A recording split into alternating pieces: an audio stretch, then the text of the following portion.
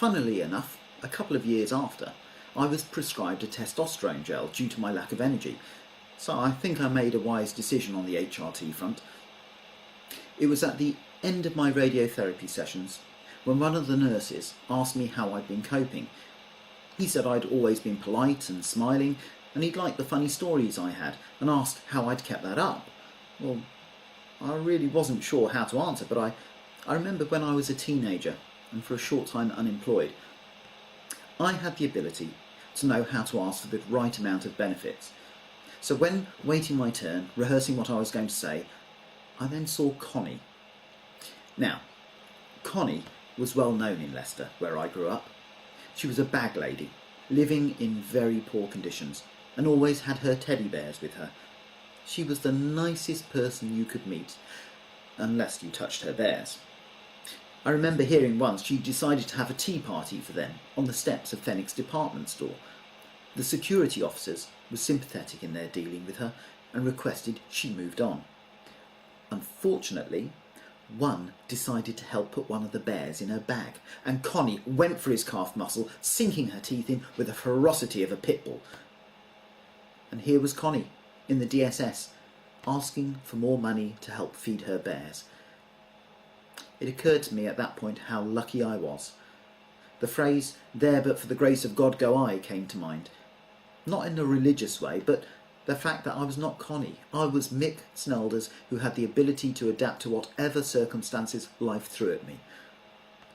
The nurse explained that they'd had a patient whose world had crumbled when told he had prostate cancer.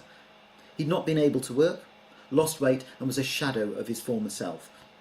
Apparently his diagnosis was not at the same scale as mine and was luckily caught much earlier, but the sheer presence of his Carmen totally ruled his mind. My friend George, who is 9 years clear from his horrendous Carmen, I should ask him actually what name he gave to his unwelcome guest, well, he often jokes with me. He asked if I had chemo, and when I told him no, says, "Oh, part-timer. Well, when we compare our tattoos, he's only one. Only one? I have 3. Ha! To you too." And so on. Our individual journey and approach is so singular. My nurse then went on to say that this same man, whose life had fallen like a row of dominoes, could now, even less, cope with the truth that he might be okay. The absolute magnitude of being diagnosed, treated, and then told you might be fine all in several months is almost too much to compute. I immediately gave the nurse my contact details and asked him to give it to that patient. Maybe I could help. Maybe my approach could rub off a little. But I never heard from him. It may have been his choice, he may have never received my details, and to this day, I wonder how his life is now. I wonder how many lives are in the depths of this hideous disease. All I know is that without my trusty sense of humour that I attached to this situation, I would be a very different man. It's by no means a perfect life, but then again, what is? I could not change the fact that I had Carmen, but I sure as hell will be in charge of how I battle it. My life before was never governed by the quest for filthy lucre, so I was never chained to a desk or working 15 hours a day. Even more now, I look at how fortunate I am to be involved with things and people I have a passion for. I bought a place in Spain and deliberately take all my pumps and potions with me.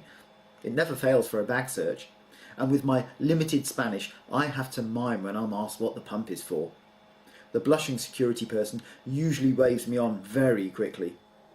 I'll continue to find a laugh wherever it's available, because for me, life's not too short.